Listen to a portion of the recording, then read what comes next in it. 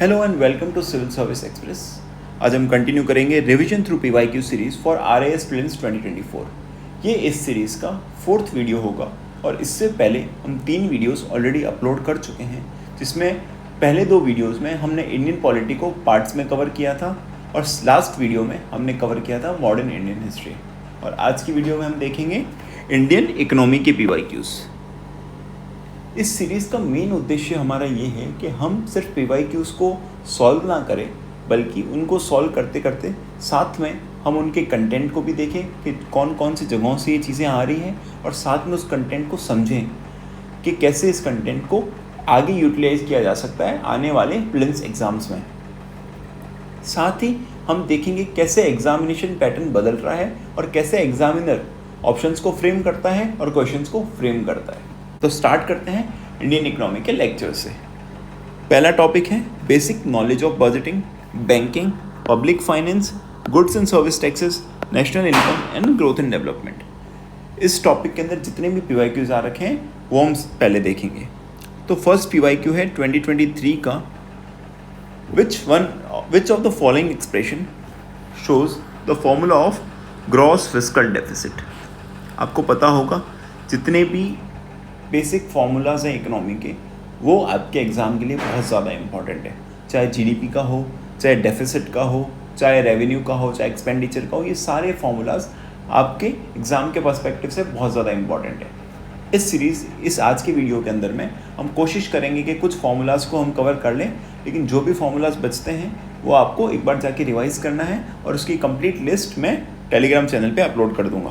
तो पहले ऑप्शन को देखने से पहले हम समझ लेते हैं कि ग्रॉस फिस्कल डेफिसिट होता क्या है।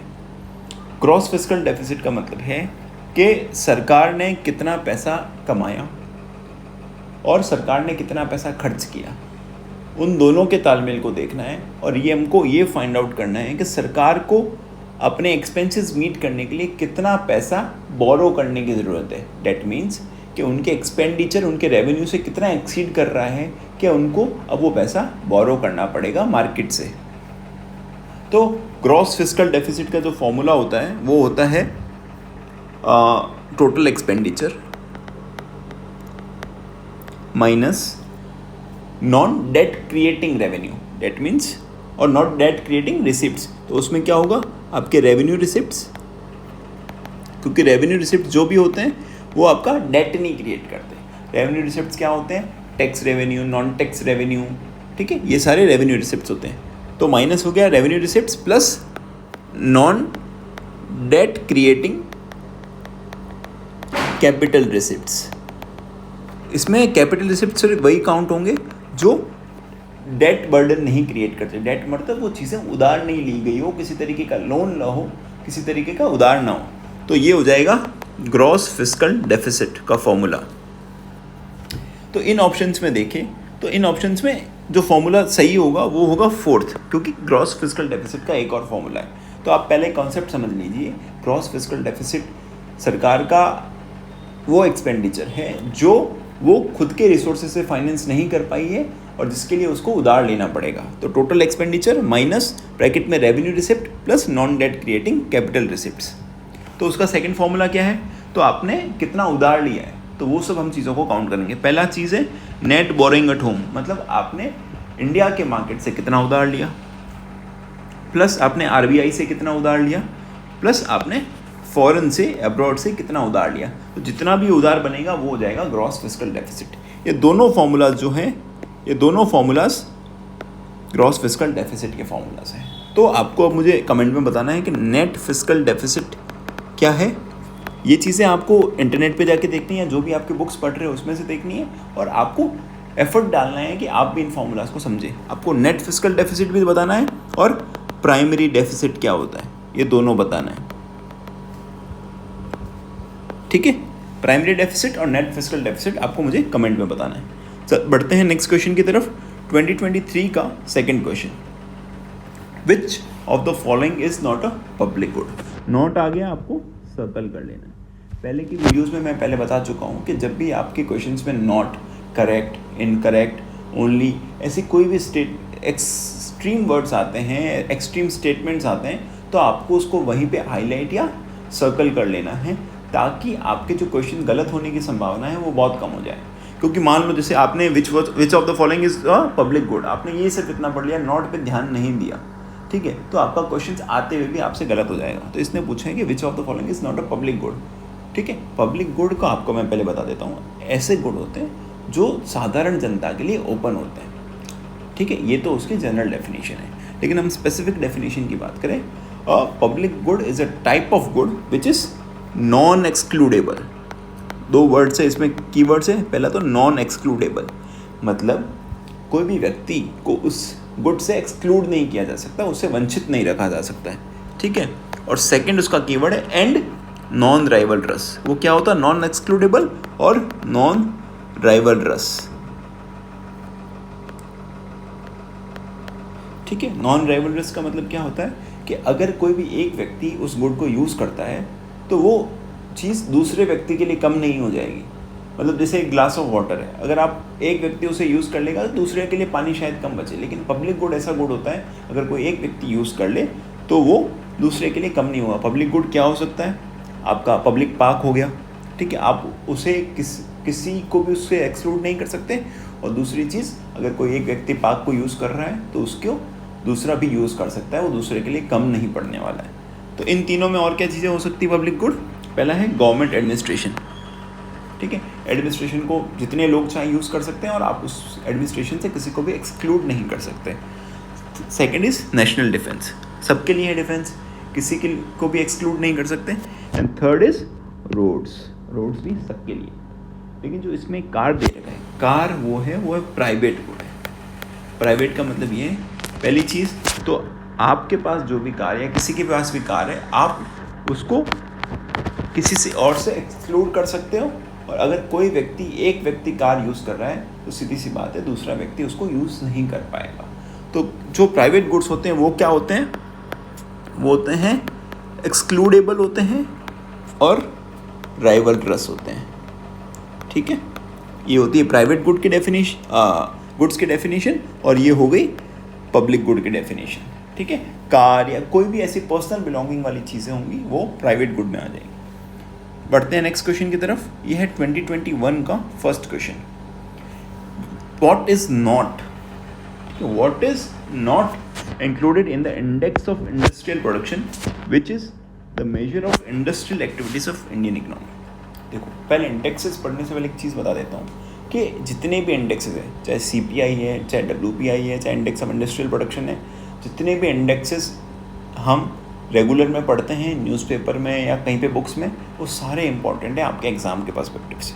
जैसे 2021 में IIB पूछ लिया तो आगे हो सकता है कि आपको CPI पूछ ले, आपको WPI पूछ ले। ये जितने भी इंडेक्सेस होते हैं ये रेलेवेंट है गवर्नमेंट के पॉलिसी फ्रेमवर्क बनाने में। तो आपके जब आप SDM बनते हो तो आप इन इंडेक्सेस को एज अ बेसिस लेते हो अपनी पॉलिसी डिसीजंस लेने में। तो ये आपके एग्ज़ाम के पर्सपेक्टिव से बहुत इंपॉर्टेंट है। तो आपको IIP यहाँ पे हम कवर कर लेंगे, आपको CPI और WPI जो भी है आपको एक बार खुद से देखना है, नहीं तो मैं एक बार टेलीग्राम पे अपलोड कर लूँगा, आप वहाँ से देख लेना। तो इसमें ये बोला है कि कौन सा इनमें से 3-4 चीज़ें दे रखी हैं, उनमें से कौन सा जो है वो IIP में इंक्लूड नहीं होता है। तो IIP की बात कर लूँ, IIP जो है उसको पब्लिश कौन करता है, पब्लिश्ड बाय NSO। NSO क्या है, नेशनल स्टैटिस्टिकल ऑफिस। इसके अंदर 3 सेक्टर्स को हम कवर करते हैं। पहला है mining, second is manufacturing and third is electricity. ये तीनों सेक्टर्स को हम कवर करते हैं और इन सेक्टर्स में जितनी एक्टिविटीज़ होती है उसका हम मेजरमेंट लेते हैं। लेकिन इसमें gas and water supply cover नहीं होता है। सेकेंड इंपॉर्टेंट चीज़ होती है इंडेक्सेस में उनका बेस ईयर। तो IIP का जो बेस ईयर है वो है 2011-12। बेस ईयर का मतलब ये होता है कि उस ईयर की प्राइजेस को हम अपनी करंट ईयर की प्राइजेस से कंपेयर करते हैं और फाइंड आउट करते हैं कि कितना डिफरेंस है और कितना इम्प्रूवमेंट हुआ है, ठीक है। और जो IIP जो होता है उसमें हम फिजिकल वॉल्यूम ऑफ प्रोडक्शन पे ज़्यादा फोकस रहता है। सिर्फ फिजिकल वॉल्यूम जो होता है उसी पे फोकस रहेगा, कितना प्रोडक्शन हुआ है और कितना होने वाला है, हम उसको मेजर करते हैं। तो ये हो गया IIP। बाकी सारे इंडेक्सेस भी आपको देखने हैं। नेक्स्ट है 2021 का second question. The net national product at market price is. यहाँ पे आपने को NNP का फॉर्मूला बताना है। देखो, एनएनपी का फॉर्मूला बताने से पहले मैं आपको पूरे जीडीपी के जितने फॉर्मूलाज हैं वो हम डिस्कस कर लेते हैं, क्योंकि वो बहुत इंपॉर्टेंट है एग्जाम के पर्सपेक्टिव से। सबसे पहला हम देखते हैं जीडीपी एट। यहाँ पे जब जीडीपी, एनएनपी, एनडीपी जितने भी होते हैं हम उनको दो तरीके से देखते हैं, पहला फैक्टर कॉस्ट पे और दूसरा मार्केट प्राइस पे। तो पहला हम देखते हैं जीडीपी एट मार्केट प्राइस। ये जो जीडीपी का फॉर्मूला होता है मार्केट प्राइस वाला, ये हम जनरली जीडीपी के फॉर्मूला की तरह यूज़ करते हैं। अगर साधारण जीडीपी भी लिखा हुआ है तो वो क्या होगा, C प्लस आई प्लस जी प्लस नेट एक्सपोर्ट्स और X माइनस एम। C हो गया कंजम्पशन, I हो गया इन्वेस्टमेंट, ठीक है, G हो गया गवर्नमेंट एक्सपेंडिचर और X माइनस एम हो गया export. X is for export and M is for import. तो नेट एक्सपोर्ट कितना हुआ, तो ये हो गया हमारा जीडीपी का फॉर्मूला। ये सारी फिगर को हम ऐड करेंगे तब आता है हमारा जीडीपी एट एमपी। सेकेंड है GDP at FC. FC means factor cost. तो ये क्या होगा, ये होगा GDP at MP minus indirect taxes plus subsidies. देखो फैक्टर कॉस्ट का मतलब हुआ कि उस जीडीपी का रियल कॉस्ट प्राइस क्या है। एक होता है ना, एक मार्केट प्राइस होता है जो मार्केट में आप जिस पैसे में बेचते हो, और एक कॉस्ट प्राइस होता है कि आपका कॉस्ट ऑफ प्रोडक्शन कितना है, उस तरीके से। तो जीडीपी फैक्टर कॉस्ट का मतलब उसके कॉस्ट प्राइस पे क्या होगा। तो देखो पहले तो आपने मार्केट प्राइस ले लिया, मार्केट में वो चीज़ कितने पे बिक रही है, माइनस कर दिया आपने इनडायरेक्ट टैक्सेस। आपको पता होगा जब भी कोई चीज़ अगर मान लो कि 100 रुपये में बनी है तो सरकार उस पर कुछ टैक्स लगाती है, जीएसटी लगता है। तो मान लो जीएसटी 20 रुपये आपने पहले लगाया था। सेकंड चीज़ क्या होती है कि जब भी माल बेचने जाते हैं कई बार सरकार को सब्सिडीज़ भी देती है, तो आपने सब्सिडीज़ को लेस किया था, मान लो 10 रुपये सब्सिडी मिली होगी, तो आपने वो चीज़ बेची कितने में मार्केट में, वो थी मार्केट प्राइस 110 रुपये। लेकिन आपको क्या फाइंड करना है, आपको 100 तक पहुँचना है। तो आपने मार्केट प्राइस ले ली 100 रुपये, आपने जो भी इनडायरेक्ट टैक्सेस पहले ऐड किए थे उसको लेस कर दिया, और सब्सिडीज जो पहले लेस की थी उसको ऐड कर दिया, तो आप पहुँच जाते हो मार्केट फैक्टर कॉस्ट पे जो है 100 रुपये। तो ये हो गया GDP at FC and GDP at MP market price. Next हम देखेंगे एनडीपी, मतलब नेट डोमेस्टिक प्रोडक्ट। देखो जब भी आपको ग्रॉस से नेट पे पहुंचना है तो आपको सिंपल सा क्या करना है, एनडीपी एट चाहे एमपी हो चाहे एफसी हो, आपको सिंपल सा करना है कि जीडीपी एट एमपी ले लो, अगर एमपी निकालना है तो एफसी लेना है तो एफसी ले लो, उसमें से डेप्रीशिएशन माइनस कर लो। ठीक है, देखो हम डेप्रीशिएशन कोई कॉस्ट नहीं है, लेकिन अकाउंटिंग में हम उसको एज ए कॉस्ट यूज़ करते हैं। तो जीडीपी में हमने उसको ले लिया, लेकिन अगर हमको नेट डोमेस्टिक प्रोडक्ट निकालना है तो हमको डेप्रीशिएशन माइनस करना होगा। ठीक है, ये हो गया NDP at MP and FC, उसमें से डेप्रीशिएशन माइनस कर लिया। अब नेक्स्ट आता है जीएनपी, जो है ग्रॉस नेशनल प्रोडक्ट। देखो जीएनपी और जीडीपी में फ़र्क क्या है कि जीडीपी जो भी निकलता है ना, वो चाहे इंडिया के नेशनल्स हो या आउटसाइडर्स हो, उन सबका कंट्रीब्यूशन मिला के हम जीडीपी निकालते हैं। लेकिन जो जीएनपी होता है वो सिर्फ इंडियन नेशनल्स के जो कंट्रीब्यूशन है उसी को काउंट किया जाता है। तो जीडीपी ये जो भी एफसी या जो भी होगा, ठीक है, एफसी या MP, MP FC, GDP at MP या FC plus net factor incomes from, net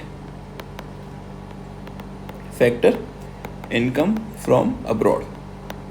देखो इसमें हुआ क्या कि अब्रॉड से कई बार हमारे नेशनल्स जो बाहर रहते हैं वो पैसा भेजते हैं, साथ में जो यहाँ पे जो आउटसाइडर्स रह रहे हैं वो भी अपने देश में पैसा भेजते हैं। तो हम नेट निकालेंगे कि हमारे बाहर से कितना पैसा आया प्लस माइनस यहाँ से कितना पैसा गया। तो ये जो नेट निकलेगा हम उसको अपने जीडीपी एफसी या एमपी में ऐड कर देंगे। तो ये हो गया जीएनपी।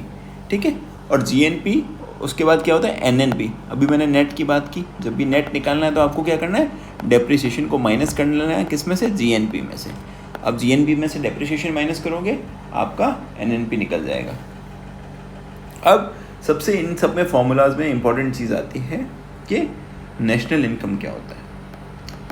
जो नेशनल इनकम होती है इन्हीं फार्मूला से डिराइव होती है। ठीक है, तो हम नेशनल इनकम किसको बोलते हैं, हम बोलते हैं एनएनपी एट एफसी।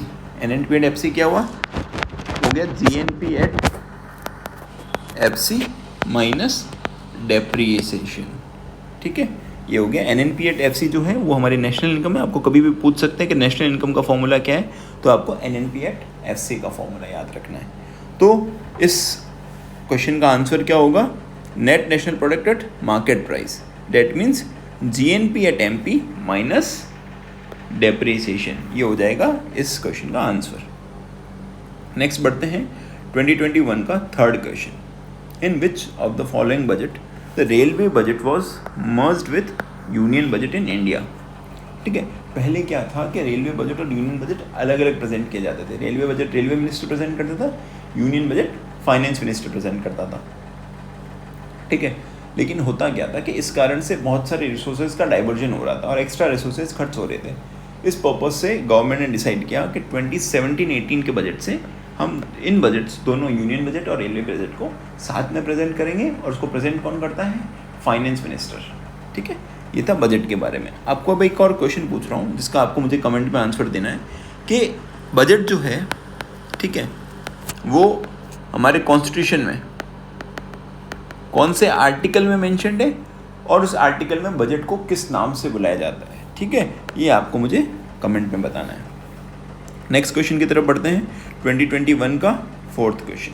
देखो, अभी हमने डिस्कस किया बेस ईयर क्या होता है, और वही बेस ईयर का क्वेश्चन पूछ लिया। इसलिए आपको ये जो GDP वाले फॉर्मूलाज हैं, जितने इंडेक्सेस हैं, इनको बहुत अच्छे से पढ़ना है। इसमें बहुत ईजी है, 5-5, 10-10 मिनट का ये रीड है, लेकिन ये आपको सीधा एक दो क्वेश्चन सॉल्व करके दे देगा। तो बेस ईयर पूछा है कि बेस ईयर क्या होता है। बेस ईयर हमने बात की, बेस ईयर वो कौन सा ईयर होता है जिसकी प्राइसेस हम लेते हैं हमारी GDP को कंपेयर, करंट GDP को कंपेयर करने के लिए बेस ईयर से। तो the year whose prices are being used to calculate the real GDP। देखो, रियल GDP और नॉमिनल GDP क्या होता है, पहले आपको बता देता हूँ। नॉमिनल GDP का मतलब है कि हम उसको करंट प्राइसेस पे देख रहे हैं, एक करंट प्राइसेस के हिसाब से वो GDP कितनी है हमारी। और रियल GDP का मतलब है कि हम उसको बेस ईयर की जो प्राइसेस है, बेस ईयर वाली प्राइसेस के हिसाब से उसको कंपेयर कर रहे हैं कि बेस ईयर के बेसिस पे हमारी GDP कहाँ स्टैंड करती है। तो जो बेस ईयर यूज़ होता है वो रियल GDP कैलकुलेट करने के लिए यूज़ होता है, और उसकी प्राइसेस को लिया जाता है एज अ बेंचमार्क। ठीक है, नेक्स्ट क्वेश्चन की तरफ बढ़ते हैं, जो है 2018 का क्वेश्चन, और ये है 2018 का first question. What has been kept under the purview of GST। GST कब आई थी, क्या डेट को आई थी, ये आपको मुझे कमेंट में बताना है। ठीक है, डेट और ईयर। अब GST के बारे में जनरली क्वेश्चन आता है कि GST किस तरीके का टैक्स है, और दूसरा आता है कि उसमें कौन से आइटम्स इंक्लूडेड और एक्सक्लूडेड है। किस तरीके का टैक्स है ये आप सबको पता होगा, लेकिन कई बार आइटम्स में हम चीज़ें कंफ्यूज हो जाते हैं। तो पहले हम देख लेते हैं कौन कौन से आइटम्स इंक्लूडेड है। ठीक है, इंक्लूडेड वाले आइटम्स कौन से होंगे। देखो, इंक्लूडेड में आपको जितने भी गुड्स होती हैं, जनरल गुड्स जो आप यूज़ कर रहे हो रेगुलर लाइफ में, वो सारे होंगे। जैसे कंज्यूमर गुड्स हो गए, आपके इलेक्ट्रॉनिक्स है, आपका कोई होम अप्लाइंसेस है, क्लोथिंग है। ठीक है, ये सारे के सारे होंगे कंज्यूमर गुड्स। और आपके फूड आइटम्स है, जैसे प्रोसेस्ड फूड आइटम जो होते हैं ना, प्रोसेस्ड, आप बाहर से कुरकुरे लेके आ गए, कोई कैन लेके आ गए, प्रोसेस्ड फूड्स होंगे, वो भी सब इसमें कवर होंगे। और ऑटोमोबाइल्स है, कार, बाइक, सब। ठीक है, ऑटोमोबाइल्स पे भी आपके GST लगता है। फिर मेडिसिन है, फार्मास्यूटिकल्स है, सीमेंट, बिल्डिंग मटेरियल्स है, गोल्ड, सिल्वर, ज्वेलरी, जो भी चीज़ें आप परचेज कर रहे हो आपको पता होगा इन सब पे GST लगता है। फर्नीचर आइटम्स हैं, और LPG जो होता है डोमेस्टिक यूज़ के लिए, उस पर भी आपके GST लगता है। जो आपके घर पे गैस सिलेंडर आता है उस पर GST लगता है। कोई सिनेमा है, अम्यूज़मेंट पार्क है, या टेलीकम्युनिकेशन फ़ोन का बिल वगैरह है, उस पर भी GST लगता है। आप ट्रैवल टिकट्स लेते हो, या इंश्योरेंस भरते हो, बैंकिंग कोई सर्विसेज लेते हो, या होटल, रेस्टोरेंट्स, ये सब चीज़ों पे। और जो रियल एस्टेट होता है उसमें भी लगता है। रियल एस्टेट की जो बाकी सर्विसेज होती है उस पर लगता है, एक्सेप्ट, देखो, रियल एस्टेट में किस पे नहीं लगता है, real estate services, except sale of land and building. Sale और लैंड एंड बिल्डिंग पे टैक्स लगता है, लेकिन वो क्या लगता है, वो स्टेट टैक्स लगता है, और वो क्या होगा वो मुझे आपको कमेंट में बताना है। ठीक है, ये आपके जो आप रेवेन्यू सिस्टम्स को हैंडल करने वाले हो फ्यूचर में जाके, सर्विसेज में जाके, वो आपके लिए बहुत इंपॉर्टेंट है वो टैक्स। तो वो कौन सा टैक्स होते हैं, कौन से चार्जेस होते हैं, वो आपको मुझे कमेंट में बताना है। सेल ऑफ लैंड और बिल्डिंग, और ये sale of land and building cover नहीं है जीएसटी के अंदर में। बाकी सारे जो भी ई कॉमर्स ट्रांजेक्शन्स है, ई कॉमर्स में जो भी चीज़ें हम परचेज करते हैं, चाहे बुक खरीद ली, पीडीएफ खरीद ली, सब पे जीएसटी लगता है।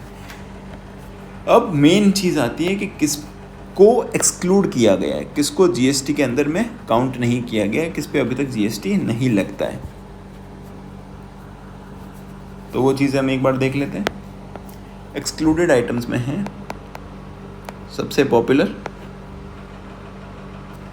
पेट्रोलियम, ठीक है। पेट्रोलियम पे जीएसटी नहीं लगता है, या पेट्रोल के जितने भी प्रोडक्ट्स हैं वो उन पे जीएसटी नहीं लगता है। पेट्रोलियम प्रोडक्ट्स, डिमांड चल रही है कि आप पेट्रोलियम प्रोडक्ट्स को जीएसटी के अंदर में डाल दो। Second cheese is alcohol for human consumption, alcohol for human consumption, ठीक है। बाकी जो मेडिसिन बनाने के लिए वो तो फार्मास्यूटिकल्स में आ गई, और जो ह्यूमन कंजम्पशन के लिए जो नॉर्मल दारू मिलती है उस पर जीएसटी नहीं लगता है, उस पर स्टेट के टैक्सेस लगते हैं।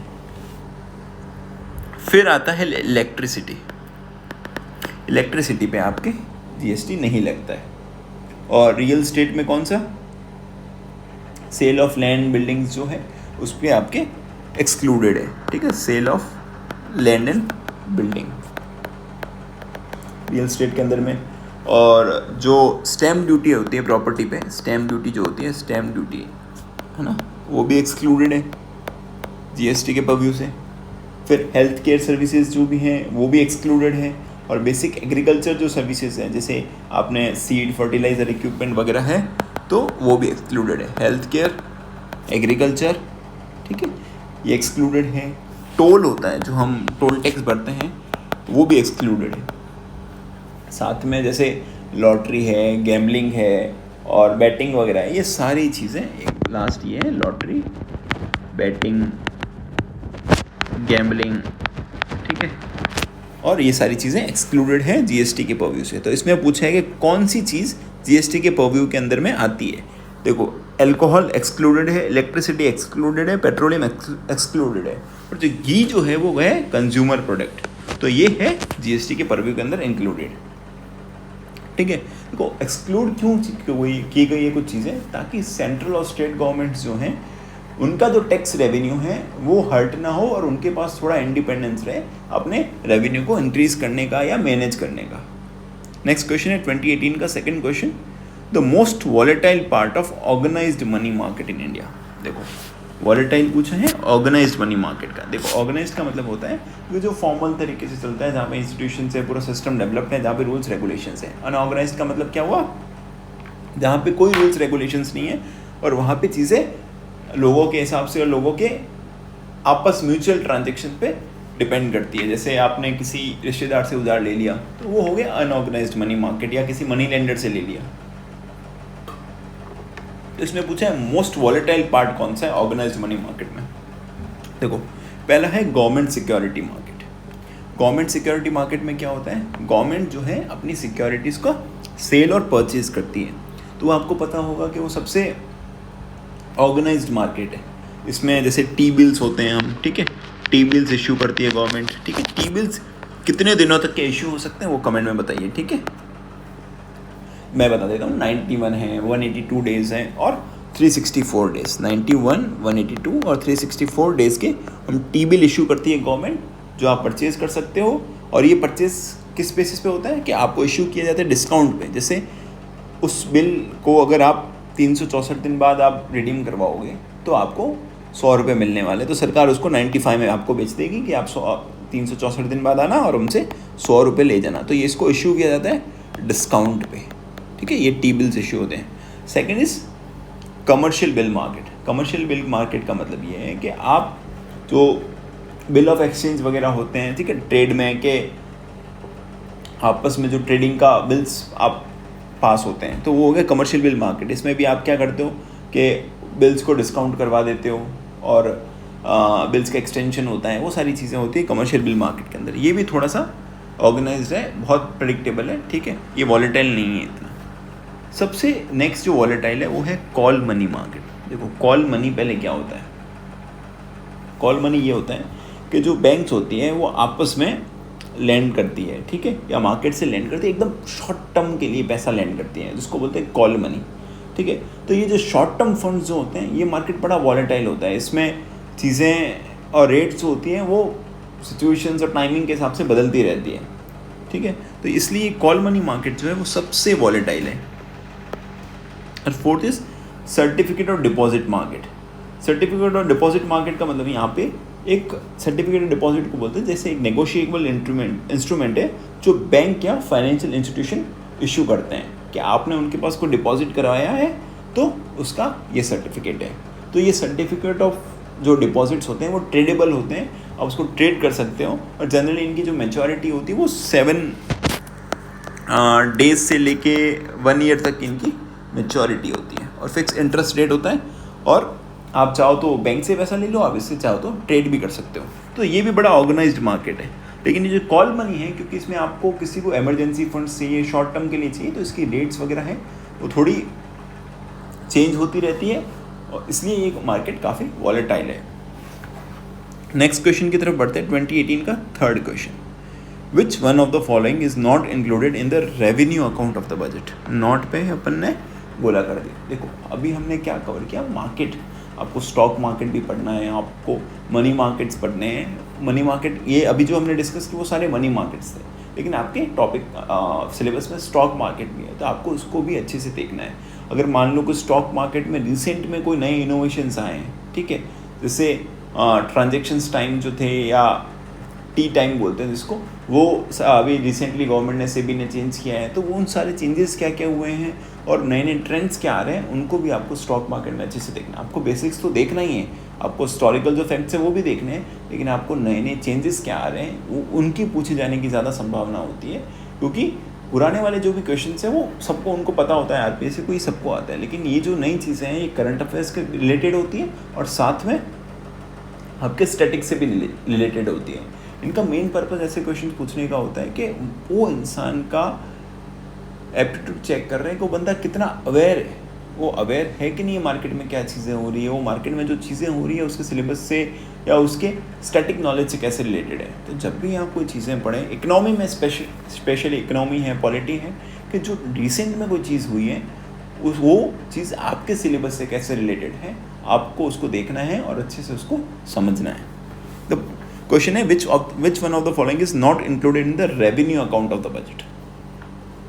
अभी हमने देखा कि रेवेन्यू रिसिप्ट होती है, कैपिटल रिसिप्ट्स होती है, ठीक है। तो बजट में रेवेन्यू अकाउंट होता है, कैपिटल अकाउंट होता है, ठीक है। तो क्वेश्चन को सॉल्व करने से पहले हम देखते हैं कि रेवेन्यू अकाउंट, कैपिटल अकाउंट होता क्या है। रेवेन्यू अकाउंट में 2 चीज़ें होगी आपका, रेवेन्यू अकाउंट है, 2 चीज़ें हैं। पहला है रेवेन्यू रिसीट्स, ठीक है। रिसीट्स में मतलब आपका कितना पैसा आया रेवेन्यू में। देखो रेवेन्यू रिसिप्ट्स में क्या क्या चीज़ें आती हैं। पहला तो आपके टैक्सेस आएंगे, डायरेक्ट टैक्सेस, इनडायरेक्ट टैक्सेस दोनों। सरकार को इंटरेस्ट भी मिलता है, उन्होंने जो भी पैसा दिया हुआ होगा उस पर इंटरेस्ट मिल रहा है। उनको कोई डिविडेंड मिल रहा होगा उनकी कंपनी से, पीएसयू से, या उन्होंने कहीं इन्वेस्टमेंट करके रखा जैसे एलआईसी वगैरह है, या प्रॉफिट मिल रहा होगा उन कंपनीज से, या फिर कोई फीस और फाइन्स है, पेनल्टीज है, ये सब मिल रहा होगा। देखो रेवेन्यू अकाउंट में वो सारी चीज़ें आती हैं जो कोई ऑब्लिगेशन क्रिएट नहीं करती सरकार के ऊपर में। जैसे ये मान लो टैक्सेस आए, सरकार की ऑब्लिगेशन नहीं है कि सरकार को कुछ करना है। इंटरेस्ट आया तो कुछ नहीं, वो पैसा लेके रखना है, उनकी सोशल सर्विस करनी है, वो अलग ऑब्लिगेशन है। लेकिन इस पैसे के ट्रांजेक्शन में उनको कुछ नहीं करना है, या पैसे के ऑपोजिट में उनको कुछ नहीं करना है कि पैसा लिया है तो कोई काम नहीं करना है। और टैक्स है उनको कलेक्ट करना है, बाकी वो सोशल सर्विसेज उनका अलग डिपार्टमेंट है। तो रेवेन्यू में सारी वो चीज़ें आएंगी जो भी कोई भी ऑब्लिगेशंस नहीं क्रिएट करती। फिर आता है रेवेन्यू एक्सपेंडिचर, ठीक है। रेवेन्यू एक्सपेंडिचर, उसमें क्या क्या चीज़ें आएंगी, जैसे सैलरीज है, पेंशन है। देखो रेवेन्यू एक्सपेंडिचर का मतलब क्या हुआ, वो चीज़ें जो एक्सपेंसेस हैं एक बार हो गए, आप उससे कुछ भी वापस में एक्सपेक्ट नहीं कर सकते कि उससे वापस आपको कुछ मिलने वाला है। आपने सैलरीज और pension the, that is gone, ठीक है। आप उससे सर्विस दे रहे हैं नो डाउट, बट वो सैलरीज एंड पेंशन चले गए, रेवेन्यू का खर्चा है। आप उसे कोई एसेट नहीं बना रहे हो अभी तक, ठीक है, वो आपके रेगुलर खर्चे हैं। फिर आपने सब्सिडीज़ दे दी, फिर इंटरेस्ट का पेमेंट होता है वो, और डिफेंस एक्सपेंडिचर। देखो डिफेंस में जो भी रेगुलर खर्चे होते हैं वो सारे रेवेन्यू एक्सपेंडिचर में आते हैं। लेकिन डिफेंस में अगर कोई भी कैपिटल परचेज होते हैं, जैसे आपने कोई प्लेन खरीद लिया, ठीक है, तो वो आपके कैपिटल एक्सपेंडिचर में आ गए, क्योंकि वो असेट है आपके पास में। रेवेन्यू में वो चीज़ें आती है जिसको देख के पैसा खर्च करके आपको कोई असेट नहीं मिलने वाला है। तो इसमें डिफेंस एक्सपेंडिचर मतलब ये हो गया कि सोल्जर्स की सैलरी वगैरह है वो सारी इसमें आ जाएगी। फिर जो आता है एडमिनिस्ट्रेटिव एक्सपेंसेस, ठीक है, जो एडमिनिस्ट्रेशन को चलाने के खर्चे हैं वो सारे के सारे रेवेन्यू एक्सपेंडिचर में आते हैं, ठीक है। अब नेक्स्ट आते हैं, हम पढ़ते हैं, वो है कैपिटल एक्सपेंडिचर। ये देख लेते हैं कैपिटल एक्सपेंडिचर। आप अभी सुनते रहो, आपको लिखने की ज़रूरत नहीं है, मैं आपको ये सब चीज़ें टेलीग्राम पे पोस्ट कर दूंगा, उसका लिंक आपको बायो में मिल जाएगा। नहीं तो आप ये CSC Express_RS लिख के भी, सर्च करके भी टेलीग्राम चैनल को ज्वाइन कर सकते हो। तो सॉरी, कैपिटल अकाउंट है, उसमें पहला है कैपिटल रिसीट्स। कहाँ से पैसा आ रहा है? कैपिटल रिसीट्स क्या होगी? पहले तो आपने कहीं से पैसा उधार लिया, ठीक है, बोरोइंग की, ठीक है, ये आपको चुकानी पड़ेगी, ठीक है, ये आपके ऑब्लिगेशंस क्रिएट कर रही है। फिर आपने डिसइन्वेस्टमेंट किया, आपने अपनी कोई कैपिटल, जो आपके पास कोई एसेट थी, वो उसको बेच दिया, ठीक है। आपने स्मॉल सेविंग स्कीम्स होती है, ठीक है, सरकार सेविंग स्कीम्स लेती है और उसका पैसा जो सरकार यूज़ करती है सोशल वेलफेयर के लिए, लेकिन वो पैसा जो पब्लिक का होता है स्मॉल सेविंग्स में, वो सरकार को वापस पे करना पड़ता है। तो वो सरकार के लिए एक ऑब्लिगेशन है, एक टाइप का लोन है, ठीक है। Next is recovery of loan, कि आपने कोई पैसा उधार दिया था और वो आप रिकवर कर रहे हो। फिर आता है कैपिटल एक्सपेंडिचर। उसमें क्या क्या चीज़ें कवर होगी कि आपने पहले तो कोई इंफ्रास्ट्रक्चर बना दिया, उसमें इन्वेस्ट किया, या स्टेट्स को लोन्स टू स्टेट्स या यूटीज़ को लोन दे दिया, वो सब होगा। आपने रीपेमेंट किया बोरोइंग का, कोई भी, ठीक है, उधार जो पैसा लिया तो उसको बोरो को रीपेमेंट किया। और डिफेंस की capital expenses, defence capital expenses, ठीक है, जैसे प्लेन वगैरह खरीद लिया, वो चीज़ें हैं, बिल्डिंग्स बना दी, वो सब चीज़ें। या फिर आपने किसी भी तरीके की ग्रांट दे दी। एक तो लोन देते हैं स्टेट्स को और एक देते हैं ग्रांट। लोन और ग्रांट में फ़र्क क्या है? Grant to states and UT, देखो लोन्स जो होते हैं वो स्टेट को वापस पे करने पड़ते हैं, लेकिन ग्रांट जो होता है वो स्टेट को वापस नहीं पे करना पड़ता है, वो एज अ गिफ्ट होता है सेंटर की तरफ से स्टेट के लिए। तो ये हो गया कैपिटल अकाउंट और रेवेन्यू अकाउंट। इसको आपको अच्छे से पढ़ के जाना है, इसमें से आगे भी क्वेश्चन आने की संभावना है। इसमें से पूछा है कि कौन सा चीज़ रेवेन्यू अकाउंट में इंक्लूडेड नहीं होगी। आप देखो, रेवेन्यू में हमने देखा कि इंटरेस्ट रिसिप्ट्स होगी, टैक्स रिसिप्ट्स होगी, profit and dividends from government and departments and public undertaking, profit और डिविडेंड भी होगा, लेकिन स्मॉल सेविंग्स नहीं होगी। स्मॉल सेविंग्स किस में आती है? वो आती है कैपिटल रिसिप्ट में, क्योंकि ये ऑब्लिगेशन क्रिएट करती है गवर्नमेंट पे कि उनको वो पैसा वापस पब्लिक को देना पड़ेगा। तो नेक्स्ट क्वेश्चन की तरफ बढ़ते हैं, जो है 2018 का 4th क्वेश्चन। ये क्वेश्चन 5 ईयर प्लान्स जो आए थे सरकार के द्वारा, जो 2017 तक सरकार के तक चलते थे, तो उससे रिलेटेड क्वेश्चन है, क्योंकि 2017 में सरकार ने ये चीज़ें बंद कर दी थी। तो आप देख सकते हो 2018 में क्वेश्चन आता है 5 ईयर प्लान के रिलेटेड।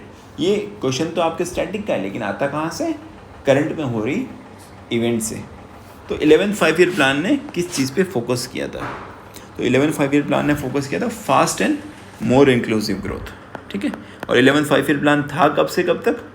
2008 to 2012, ठीक है, 7 to 12 या 8 to 12 था, ठीक है। लेकिन वो जो 4th दे रखा है, the fast sustainable and more inclusive growth, ये जो गोल था किसका? 12th 5 year plan. ये था लास्ट 5 ईयर प्लान था इंडियन गवर्नमेंट का, ये 2012 से लेके 2017 तक चला था, और इसका गोल था faster sustainable and more inclusive growth, और 11th का क्या था? Faster and more inclusive growth. दोनों में इतना ही फ़र्क था। नेक्स्ट थोड़ा कुछ और देख लेते हैं। जैसे फर्स्ट 5 ईयर प्लान जो आता है वो कब आता है? वो आता है 1951 to 56। इंडिपेंडेंस के बाद में पहला 5 ईयर प्लान लेके आए थे।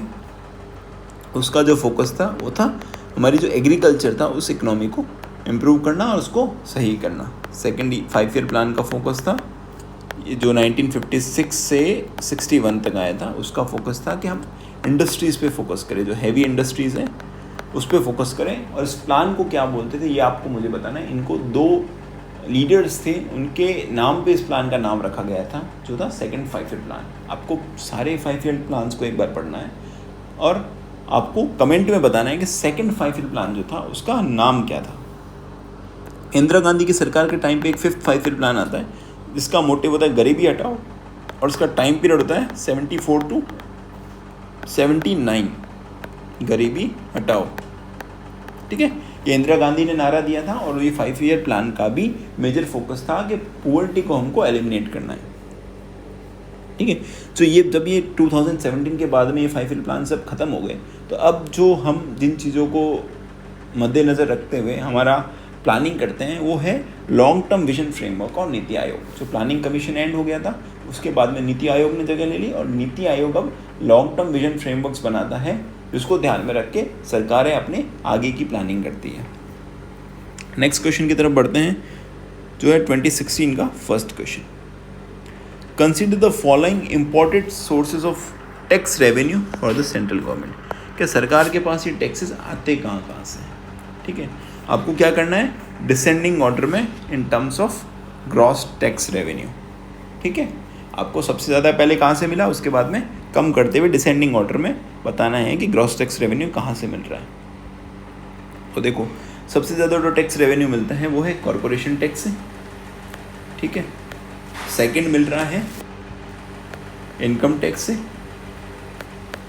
देखो हम 2016 के पर्सपेक्टिव से देखो। ठीक है, तो फर्स्ट है corporation tax, second is income tax, third is union excise duty, fourth is service tax. आपको रीसेंट डेटास देखने हैं बजट और इकोनॉमिक सर्वे के अकॉर्डिंग, जो मैं एक बार डायग्राम पे भी डाल दूंगा। तो इसका आंसर क्या होगा, थर्ड। देखो यहाँ पे मैं अभी डिस्कस नहीं कर रहा हूँ रिसेंट की सारी चीज़ें, क्योंकि वो हम एक बार इकोनॉमिक सर्वे और बजट का अलग से लेक्चर बनाएंगे, उसमें सारी चीज़ें डिस्कस कर लेंगे ताकि वो चीज़ें आपको उसी टाइम पे याद रह जाएँ। यहाँ पे अभी मैं कन्फ्यूजन नहीं क्रिएट करना चाहता कि 2016 की बात हो रही है, 2023 या 24 की बात हो रही है। तो वहाँ पे आप भी देख लेना, नहीं तो हम लेक्चर बना देंगे, उसमें सारी चीज़ें डिस्कस कर लेंगे एक बार। सारे के सारे जो करंट के फैक्ट्स हैं वो वहाँ पे डिस्कस कर लेंगे। नेक्स्ट क्वेश्चन की तरफ बढ़ते हैं। 2016 का सेकंड क्वेश्चन है, in which year the rate of growth of India's per capita income at constant price was highest during the period of 1951-52 to 2015-16। ठीक है, तो पर कैपिटा इनकम जो थी उसका रेट ऑफ ग्रोथ हाईएस्ट कब था India में, 2007-8 तक। ठीक है, ये भी उस टाइम पे करंट का फैक्ट होगा, कोई न्यूज़ में कोई चीज़ रही होगी उस वजह से पूछा होगा, लेकिन स्टैटिक का भी फैक्ट है, लेकिन कोई ऐसी इवेंट हुआ होगा जिस वजह से ये चीज़ें न्यूज़ में रही है और ये पूछा गया है। तो इसका आंसर है 2007-8। फैक्ट्स वाली चीज़ें अभी मैं डिस्कस नहीं कर रहा हूँ क्योंकि फैक्ट सिर्फ रटने, उसमें कोई समझाने वाली चीज़ नहीं है। ठीक है, तो वो अभी इस लेक्चर का हिस्सा नहीं रख रहे हैं। नेक्स्ट क्वेश्चन है 2013 का first question. Indicate the vital changes in the measurement of national income of India recently. Obviously recently means उस टाइम पे कोई इवेंट हुआ था। क्या हुआ था उस टाइम पे, बेस ईयर को चेंज कर दिया था, 2011-12 कर दिया था बेस ईयर को। ठीक है, इसलिए ये क्वेश्चन आया था। तो इसका आंसर क्या था कि both the base year and calculation methods have been change. दोनों बेस ईयर को और कैलकुलेशन मेथड्स को चेंज कर दिया था। इससे पहले जो बेस ईयर था 2004-5 था, और सरकार ने डेटास को और रिलेवेंट बनाने के लिए करंट के पर्सपेक्टिव से तो बेस ईयर को चेंज कर दिया था। तो ये करंट का क्वेश्चन है। नेक्स्ट क्वेश्चन है 2013 का, which factor can be highly supportive in achieving the economic growth rate of 8% और more in the near future in India. देखो आप 2013 की बात देखो, ये वो समय है जब पे जीएसटी पे अच्छा खासा डिस्कशन चला था। कांग्रेस भी लेके आई थी लेकिन उसको सपोर्ट नहीं मिला, तो वो बिल पास नहीं हो पाया। ठीक है, और बाद में बीजेपी भी इस चीज़ को लाने की बात कर रही थी। तो यहाँ पे बात हो रही थी जीएसटी की बात हो रही थी। ऐसे इसमें सारे ऑप्शन सही है, ऑल ऑफ द अबव होता तो ज़्यादा ऑप्शन सही रहता, लेकिन अगर हम इनमें से कोई एक चीज़ चूज़ करनी है तो वो आंसर होगा promulgation of GST from April 1, 2016 without further delay. आप देख रहे हो कि जो भी क्वेश्चंस पहले आए थे 2013 में स्पेसिफिकली, वो करंट ओरिएंटेड ज़्यादा थे, करंट से चीज़ें उठा के उन्होंने स्टैटिक के क्वेश्चंस पूछे थे। तो बढ़ते हैं नेक्स्ट की तरफ, जो है फिस्कल और मॉनेटरी पॉलिसी। इससे रिलेटेड जितने भी क्वेश्चंस हैं वो हम देख लेते हैं। देखो पहले हम फिस्कल पॉलिसी और मॉनेटरी पॉलिसी को समझते हैं।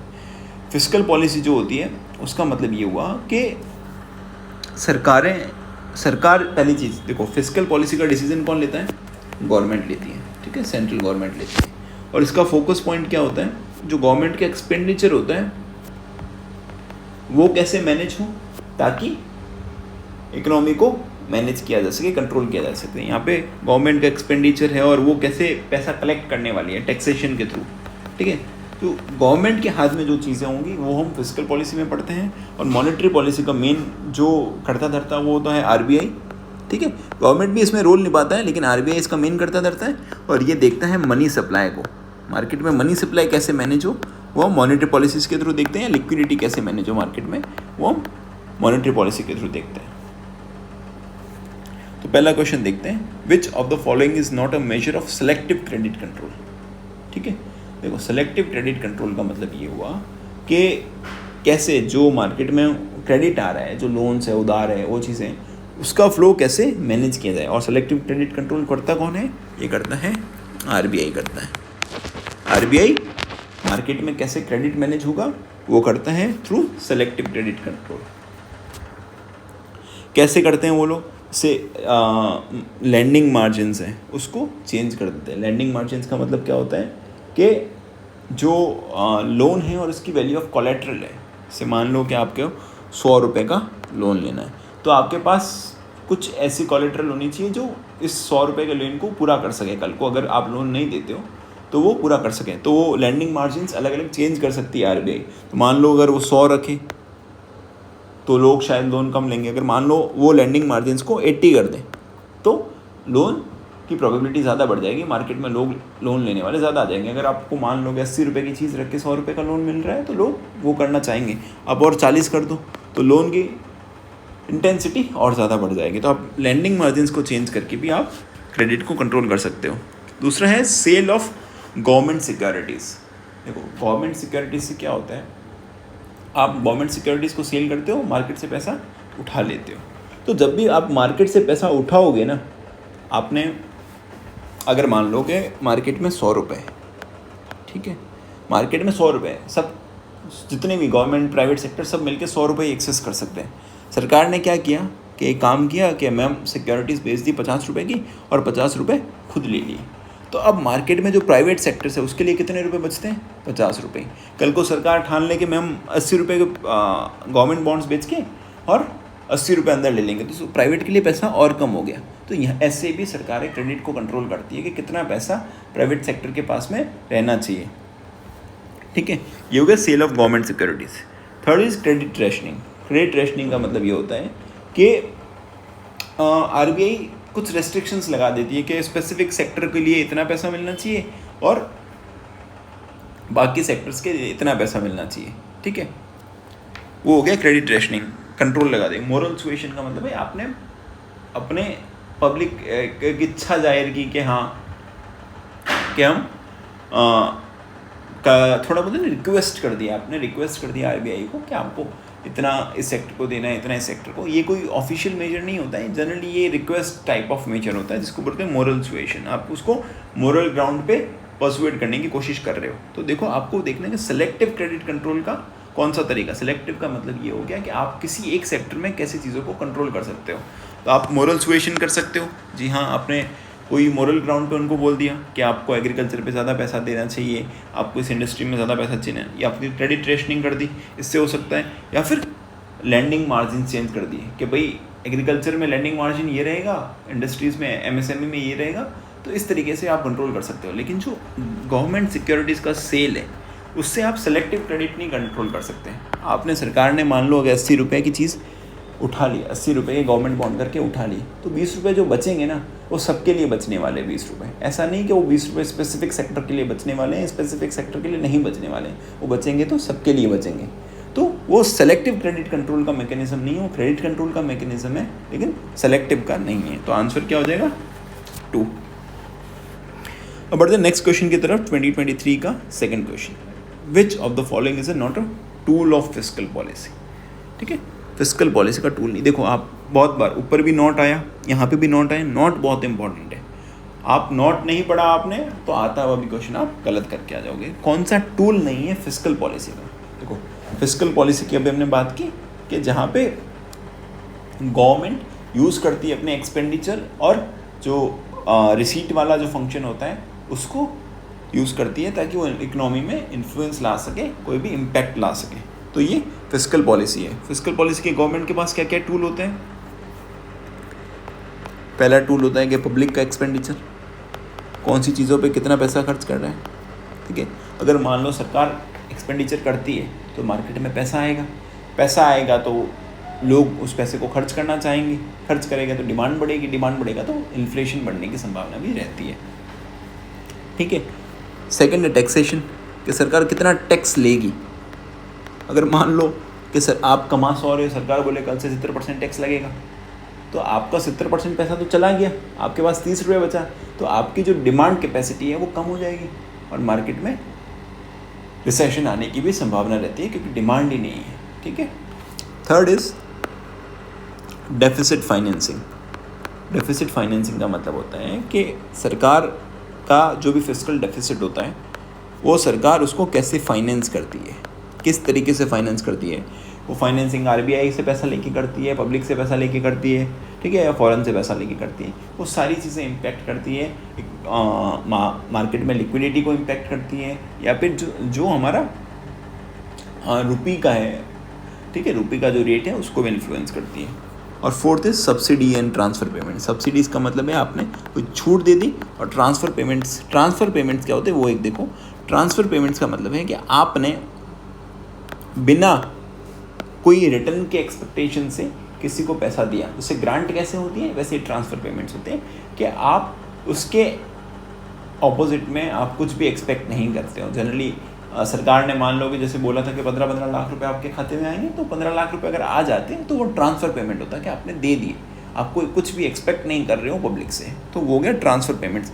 और सब्सिडीज़ का मतलब होता है कि आपकी वो चीज़ 100 रुपये की थी, एक काम करो आप 20 रुपये सब्सिडी देते हैं, 80 में ले जाओ, वो भी छूट दे दी आपने। ट्रांसफ़र मीन्स एक कोई ब्लैंक ट्रांसफ़र कर दिया बिना किसी एक्सपेक्टेशंस के। तो इसने पूछा कि कौन सा फिस्कल पॉलिसी का टूल नहीं है। देखो हमने देखा पब्लिक एक्सपेंडिचर है, ठीक है, डेफिसिट फाइनेंसिंग है, टैक्सेशन है, लेकिन इंटरेस्ट रेट जो है फिस्कल पॉलिसी का टूल नहीं है। इंटरेस्ट रेट किसका टूल है? मॉनेटरी पॉलिसी का। तो एक बार हम मॉनेटरी पॉलिसी भी देख लेते हैं। मॉनेटरी पॉलिसी क्या होता है कि सेंट्रल गवर्नमेंट ये मॉनेटरी पॉलिसी को एग्जीक्यूट करता है। उसका मेन काम होता है किसको मैनेज करना? मैनेजिंग मनी सप्लाई, ठीक है, मार्केट में मनी सप्लाई कितनी है, लिक्विडिटी कितनी है, इंटरेस्ट रेट को मैनेज करना, ठीक है, रेपो रिवर्स रेपो आप सबने पढ़ा होगा, ठीक है, और तीसरी चीज़ क्या मैनेज करना कि इन्फ्लेशन को मैनेज करना है, ठीक है, इन्फ्लेशन कंट्रोल में रहे, ठीक है, हाइपर इन्फ्लेशन ना हो, रिसेशन ना हो, ये सब चीज़ें ना हो, और करेंसी जो है स्टेबलाइज्ड रहे, करेंसी मैनेज रहे, करेंसी की स्टेबिलिटी रहना, ताकि ओवरऑल जो इकोनॉमिक ग्रोथ वो मेंटेन हो सके और इकोनॉमी बैलेंस रहे, किसी भी तरीके की प्रॉब्लम्स ना आए। यह है मॉनेटरी पॉलिसी के आप गोल्स बोल सकते हैं इस चीज़ को। अब टूल्स क्या है मॉनेटरी पॉलिसी के? पहला तो सबसे आप जानते हो कि इंटरेस्ट रेट, ठीक है, या जिसको बैंक के केसेस में रेपो रेट भी बोलते हैं, ठीक है। रेपो रेट का मतलब ये है कि किस रेट पे बैंक्स लोन लेती है, किससे? आरबीआई से, ठीक है। सेकंड इज OMO, इसको हम बोलते हैं ओपन मार्केट ऑपरेशंस। जो आरबीआई होती है वो गवर्नमेंट के सिक्योरिटीज़ को सेल और परचेज करती है ताकि मार्केट में लिक्विडिटी को कंट्रोल किया जा सके। अगर गवर्नमेंट सिक्योरिटी सेल होती है सिक्योरिटी, ये समझना इंपॉर्टेंट है। मान लो गवर्नमेंट सिक्योरिटी सेल होती है तो उसमें क्या होगा? गवर्नमेंट ने एक पेपर दिया और उसके बदले क्या लिया? पैसा, मनी। जब भी चीज़ें सेल हो रही है तो पैसा गवर्नमेंट के पास आएगा, और अगर वो कोई बाय कर रही है तो वो पेपर लेगी खुद और पैसा मार्केट में देगी। तो जनरली अगर आपको लिक्विडिटी को कंट्रोल करना होता है, मार्केट में कम करना होता है, तो आप सिक्योरिटीज़ को सेल करते हो, और आपको बढ़ाना होता है तो आप सिक्योरिटीज़ को बाय करते हो। फिर क्या है? CRR, कैश रिजर्व रेशियो, ठीक है। ये क्या होता है? वो पोर्शन, जैसे बैंक ने आपसे 100 रुपये सेविंग्स में लिया, तो बैंक को कुछ पैसा आरबीआई के पास डिपॉजिट करवाना होता है, ठीक है, उसको बोलते हैं कैश रिजर्व रेशियो, मतलब जो कैश बैंक्स ने आरबीआई के पास डिपॉजिट करके रखा है। अगर सीआरआर कम होगा तो मार्केट में लिक्विडिटी बढ़ेगी, क्योंकि बैंक के पास ज़्यादा पैसा है लोन देने के लिए, और सीआरआर अगर बढ़ा देंगे तो बैंक के पास कम पैसा रह जाएगा लोन देने के लिए, तो मार्केट में लिक्विडिटी कम हो जाएगी। Fourth is SLR, statutory liquidity ratio. SLR का मतलब है कि कुछ पैसा जो लिक्विड एसेट्स है वो बैंक को खुद के पास रखनी पड़ती है टू मैनेज क्रेडिट फ्लो, ठीक है। जैसे आपसे 100 रुपये ले लिया उन्होंने, ठीक है, वो सारा पैसा लोन में नहीं दे सकते ना, कुछ उनको सीआरआर में रखना पड़ेगा, कुछ उनको एसएलआर में रखना पड़ेगा। तो कल को मान लो कि आप पैसा मांगने आते हो तो बैंक के पास पैसा होना चाहिए आपको देने के लिए, क्योंकि आपने वो सेव करके बैंक को दिया था। तो एसएलआर होता है जो पैसा बैंक की खुद के पास रखती है, और सीआरआर जो होता है बैंक आरबीआई के पास रखती है, ठीक है, आरबीआई और सेल्फ। और फिफ्थ इज एमएसएफ, जो है मार्जिनल स्टैंडिंग फैसिलिटी। ये जनरली बैंक को अगर कोई भी लिक्विडिटी प्रॉब्लम्स आ जाती हैं तो आरबीआई के पास ये ऑप्शन है कि आप बैंक्स जो है वो आरबीआई से ओवरनाइट बोरो कर सकती है, ठीक है। एमएसएफ क्या है आपको बहुत अच्छे से एक बार जाके देखना है, ये सारे देखना है, सीआरआर, एसएलआर, एमएसएफ, ओएमओ, सारे एक बार आपको जाके पढ़ने हैं और अच्छे से देखना है, क्योंकि इनमें से भी आगे क्वेश्चन आ सकता है, ठीक है। ये tools of fiscal policy, monetary policy है। तो अभी तक हम टूल्स के नाम देख रहे थे, कल को आपको डीपी पूछ सकता है कि एसएलआर क्या होता है, सीआरआर क्या होता है, ठीक है। यहाँ पे कंप्लीट करते हैं फिस्कल पॉलिसी और मॉनेटरी पॉलिसी को। नेक्स्ट क्वेश्चन है 2013 का, आपको कुछ नाम दे रखे हैं और कुछ स्पेशलाइजेशंस दे रखी है, तो आपको देखना है कि कौन सा व्यक्ति किस फील्ड से एसोसिएटेड था, ठीक है। ये 2013 का क्वेश्चन है। तो आपको सिर्फ अगर अभी मैं प्रेजेंट में देखने की बात करूँ तो आपको देख लेना एक बार कमिटीज़, जो कमिटीज़ बनी थी, मेरे पास एक लिस्ट है, मैं आपको भेज दूंगा टेलीग्राम पे। वो कमिटीज़ देखनी है जो इकोनॉमी में बहुत सारे इवेंट्स होते हैं उससे रिफॉर्म लाने वाली जो कमिटीज़ थी, अब उनको कमिटीज़ के नाम याद रखने हैं और उनसे एसोसिएटेड मेंबर कौन थे उसको याद रखना है। तो यहाँ पे हम देख लेते हैं टैक्सेशन की बात करें तो टैक्सेशन से रिलेटेड व्यक्ति है पार्थ सारथी सोम, ठीक है। एग्रीकल्चर से बात करें तो एग्रीकल्चर से रिलेटेड व्यक्ति, इनकी कमेटी थी अशोक गुलाटी कमेटी, ठीक है, तो अशोक गुलाटी है। मॉनेटरी पॉलिसी से रिलेटेड व्यक्ति हैं सी रंगराजन, क्योंकि देखो ये आरबीआई के गवर्नर भी थे और इन्होंने बहुत सारी कमिटीज़ बनी थी आरबीआई में और मॉनेटरी पॉलिसी में रिफॉर्म्स लाने के लिए। रंगराजन कमेटी का नाम आपने कहीं बार सुना होगा अलग अलग जगहों पे। फिर Indian economy planning and state level reforms, तो उसमें जो कमेटी आती है अरविंद पनगारिया ने और कौन सी एक इम्पॉर्टेंट पोस्ट भी होल्ड की थी वो आपको मुझे बताना है कमेंट में। और फिफ्थ इज फिस्कल पॉलिसी, जिससे रिलेटेड व्यक्ति है एम गोविंद राव, ठीक है। ये कुछ स्पेशलाइजेशंस हैं, इन्होंने कुछ कमिटीज़ बनी थी इनके द्वारा जो इन सारे सेक्टर्स में रिफॉर्म लेके आई थी, ठीक है। तो इसका ऑप्शन क्या हो जाएगा, ऑप्शन हो जाएगा थर्ड ऑप्शन, ठीक है। यहाँ पे हम फिस्कल और मॉनेटरी पॉलिसी वाले क्वेश्चंस कंप्लीट करते हैं, बाद में आते हैं छोटे छोटे कुछ टॉपिक्स, जैसे हैप्पीनेस इंडेक्स। सीधा क्वेश्चन आएगा आपका हैप्पीनेस इंडेक्स पे, एक छोटा सा टॉपिक 2 मिनट का रीड है, एक क्वेश्चन आएगा नंबर दे के जाएगा।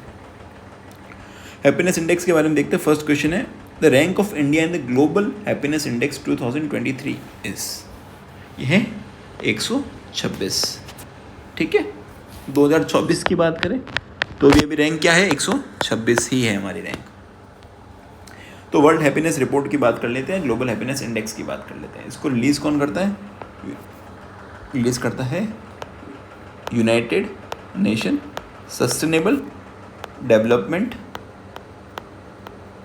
सॉल्यूशन नेटवर्क, ठीक है, SDSN बोलते हैं, UNSDSN, ये रिलीज़ करता है। उसके बाद में ये किसकी पार्टनरशिप है इसमें, जैसे ऑक्सफोर्ड वेलबिंग रिसर्च इंस्टीट्यूट है और गैलप करके एक इंस्टीट्यूट है, ये सब मिलके हेल्प करते हैं UNSDSN को रिपोर्ट को रिलीज़ करने में। ये जो रिपोर्ट है वेलबिंग के 3 मेन इंडिकेटर्स पे फोकस करता है, ठीक है, 3 वेलबिंग इंडिकेटर्स पे फोकस करता है। क्या है इंडिकेटर्स, पहला तो लाइफ इवैल्यूएशंस,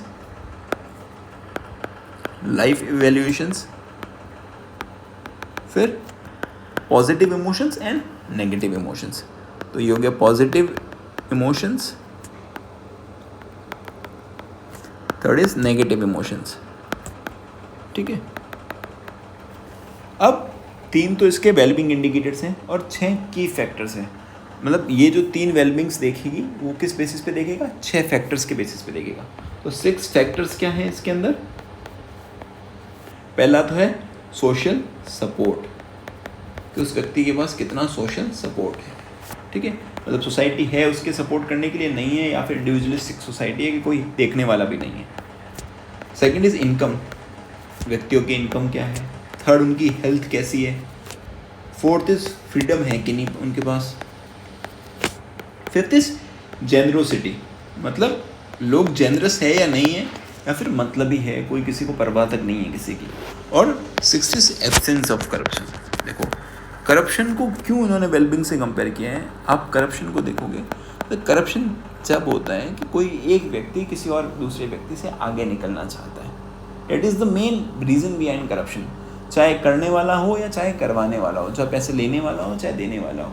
पर्पज़ मेन होता है कि हम किसी और व्यक्ति से आगे निकल जाए।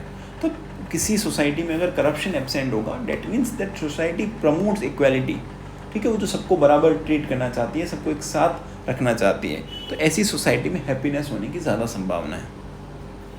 और ये जो हैप्पीनेस इंडेक्स है, इसके आइडिया को प्रपोज करने वाला व्यक्ति कौन सा कंट्री थी? भूटान ने प्रपोज किया था कि हम हैप्पीनेस इंडेक्स को, ऐसा इंडेक्स होना चाहिए कि हम जीडीपी की जगह हैप्पीनेस से देखें कि कौन सा देश कितना प्रॉस्पेरस है, ठीक है। तो टॉप कंट्रीज़ में बात करें तो कौन सा होगा? फिनलैंड 7वीं बार फिनलैंड ने टॉप किया है। टॉपर कौन है यहाँ का? फिनलैंड। देखो जो नॉर्वे, स्वीडन, फिनलैंड, ये कंट्रीज हाईली डेवलप्ड है। डेवलपमेंट के पैरामीटर्स में भी ये टॉप में मिलेगी आपको, हैप्पीनेस के पैरामीटर्स में भी टॉप मिलेगी। जितने भी अच्छे अच्छे पैरामीटर्स हैं सब जगह पे आपको ये नॉर्डिक कंट्रीज टॉप में मिलेगी। उसके बाद में कौन कौन सी है? डेनमार्क है, आइलैंड है, स्वीडन है, ठीक है, और इजराइल है, नीदरलैंड है, नॉर्वे है, लग्जमबर्ग, स्विट्ज़रलैंड, ऑस्ट्रेलिया, ये सारी कंट्रीज़ टॉप में आती है। और सबसे बॉटम में आता है अफ़गानिस्तान, ठीक है, क्योंकि आप देख सकते हो तालिबान रूल के बाद में अफ़गानिस्तान की कंडीशन बहुत ज़्यादा ख़राब हो गई है। तो वहाँ पे सोशल सपोर्ट भी नहीं है, इनकम भी नहीं है, हेल्थ इंडिकेटर्स बहुत ख़राब है, फ्रीडम ऑब्वियसली नहीं है, जेनरोसिटी लोगों में होगी लेकिन इतनी नहीं रही है क्योंकि पैसा नहीं बचा अभी, और करप्शन तो फुल है क्योंकि कोई ऑर्गेनाइज्ड गवर्नमेंट नहीं है अभी वहाँ पे, ठीक है। लेकिन इंडिया कहाँ पे? अपन 126 ये रैंक हमारे लिए इंपॉर्टेंट है। और कौन रिलीज़ करता है, क्या इंडिकेटर्स हैं, टॉप में कौन रहा, बॉटम में कौन रहा। नेक्स्ट चलते हैं ह्यूमन डेवलपमेंट इंडेक्स की तरफ। ये भी छोटा सा टॉपिक, डायरेक्ट क्वेश्चन। ये 2016 का एक क्वेश्चन आ रखा है। As per the human development report 2015। देखो अभी मुझे नहीं लगता कि इस क्वेश्चन को पढ़ के कुछ आपको आंसर मिलने वाला है इस, ठीक है। तो अभी हम ह्यूमन डेवलपमेंट रिपोर्ट लेटेस्ट वाली देख लेते हैं, ठीक है। तो ये जो ह्यूमन डेवलपमेंट रिपोर्ट जो है इसको रिलीज़ किया जाता है यूएनडीपी के द्वारा, यूनाइटेड नेशन डेवलपमेंट प्रोग्राम। कब से रिलीज़ हो रही है? सिंस 1990s, ठीक है, 1990 से इसको रिलीज़ किया जा रहा है। इसके 3 डायमेंशंस हैं, 3 डायमेंशंस हैं, उसके अंदर 4 इंडिकेटर्स हैं। 3 डायमेंशंस में पहला इंडिकेटर क्या है, पहला डायमेंशन क्या है? लॉन्ग एंड हेल्दी लाइफ, ठीक है, long and healthy life. Long and healthy life को किस बेसिस पे जज किया जाता है, क्या इंडिकेटर है उसके लिए? Life expectancy at birth. Second is knowledge, कि पब्लिक के पास नॉलेज कितना है। नॉलेज के लिए 2 इंडिकेटर्स हैं। पहला एक्सपेक्टेड ईयर्स ऑफ स्कूलिंग, क्या वो व्यक्ति कितने साल तक पढ़ेगा, और मीन ईयर्स ऑफ स्कूलिंग, मतलब कितने साल तक लोग पढ़ रहे हैं, that is expected years of schooling and mean years of schooling. 2 इसके अंदर इंडिकेटर्स हैं। और थर्ड डायमेंशन जो है वो डिसेंट स्टैंडर्ड ऑफ लिविंग, ठीक है, स्टैंडर्ड ऑफ लिविंग। तो इसका जो इंडिकेटर है इसको मेजर करने के लिए वो है ग्रॉस नेशनल इनकम, GNI, ठीक है। 3 डायमेंशंस, 4 इंडिकेटर्स, ठीक है, 4 इंडिकेटर्स, ठीक है। नॉलेज के 2, लॉन्ग एंड हेल्दी लाइफ का 1 और डिसेंट स्टैंडर्ड ऑफ लिविंग का 1। टॉप में कंट्रीज कौन सी है? वही स्विट्ज़रलैंड फर्स्ट है, फिर नॉर्वे और आइलैंड आता है ह्यूमन डेवलपमेंट रिपोर्ट में। और जो बॉटम के 3 है सोमालिया, साउथ सुडान और सेंट्रल अफ्रीकन रिपब्लिक। अब हम बात करते हैं इंडिया की, ठीक है। इंडिया का जो SDI स्कोर है वो है 0.644, ये स्कोर है इसका इंडिया का। और रैंक क्या है इंडिया की? 134 आउट ऑफ 193 कंट्रीज़।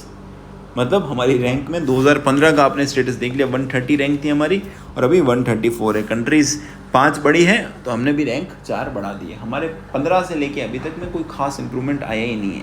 और अगर हम कैटेगरी की बात करें, हम कहाँ लाए करते हैं, मीडियम ह्यूमन डेवलपमेंट में। हमारे यहाँ ह्यूमन डेवलपमेंट तो है लेकिन वो मीडियम कैटेगरी का है, ठीक है। अभी तक हम टॉप लेवल पे नहीं पहुँच पाए हैं। और वैसे अगर देखा जाए तो 2015 से लेके या अभी तक year by year her sectors में इम्प्रूवमेंट हो रहा है, ठीक है। जितने भी पैरामीटर्स हैं, 4 इंडिकेटर्स, चारों में हमने इम्प्रूव किया है। लेकिन अभी भी बाकी कंट्रीज से कंपेयर करें तो अभी हम बहुत पीछे हैं। हमारे पीछे वाली कंट्रीज़ ज़्यादातर वो है जहाँ पे गरीबी है, यहाँ पे जहाँ पे कोई भी कॉन्फ्लिक्ट चल रहा है। बाकी मेजॉरिटी ऑफ द कंट्रीज हमसे आगे है, ठीक है। अब नेक्स्ट आता है inflation, concept, impact and control mechanism. ये बहुत इंपॉर्टेंट टॉपिक है, आपको इन्फ्लेशन को बहुत अच्छे से पढ़ना है। इन्फ्लेशन क्या होता है, टाइप ऑफ इन्फ्लेशन क्या है, ठीक है, रिसेशन क्या होता है, ठीक है, डिप्रेशन क्या होता है, ये सारी चीज़ें आपको अच्छे से पढ़ना है। तो पहला क्वेश्चन देखते हैं 2023 का। फर्स्ट क्वेश्चन है, स्टेटमेंट ए और बी दे रखा है, आपको इनमें से देखना है कौन सा सही और गलत है। पहला दे रखा है, headline inflation refers to the rate of change in the consumer price index numbers, a measure of the average prices of a standard basket of goods and services consumed by a typical family, ठीक है। और second statement है, core inflation measures the change in average consumer prices after excluding from the CPI certain items of volatile prices such as food and fuel. देखो, headline inflation होता है और दूसरा क्या है, देखो हेडलाइन इन्फ्लेशन और दूसरा है कोर इन्फ्लेशन। इन दोनों में फ़र्क क्या है, ये दोनों को मेजर किया जाता है सीपीआई के थ्रू। कंज्यूमर प्राइस इंडेक्स के अंदर 2 इन्फ्लेशंस निकलते हैं, पहला हेडलाइन और दूसरा कोर। हेडलाइन में जितने भी आइटम्स हैं, सारे आइटम्स, उस फूड बास्केट जितने आइटम्स का सीपीआई निकाल रहा है, सारे आइटम्स इंक्लूड कर देंगे। हेडलाइन का मतलब हेड टू टो, सारे के सारे, ठीक है। और कोर इन्फ्लेशन का मतलब है कि हम उन चीज़ों को इन्फ्लेशन निकालेंगे जिसकी प्राइसेस लॉन्ग टर्म में स्टेबल रहती है, ठीक है। हम जैसे जो वॉलेटाइल होते हैं, जो कुछ भी होने से बदल जाते हैं, जैसे फूड है, फ्यूल है, ये ऐसी चीज़ें हैं जो उनके भाव रोज़ बदलते रहते हैं। जैसे फ्यूल है, मान लो ईरान पे अटैक हुआ, इजराइल पे अटैक हुआ, यूक्रेन पे अटैक हुआ, प्राइसेस बदल रही है फ्यूल्स की, रोज़ बदलती रहती है। तो ऐसी चीज़ों को हम इन्फ्लेशन को मेजर करने के लिए, लॉन्ग टर्म इन्फ्लेशन को मेजर करने के लिए नहीं ले सकते।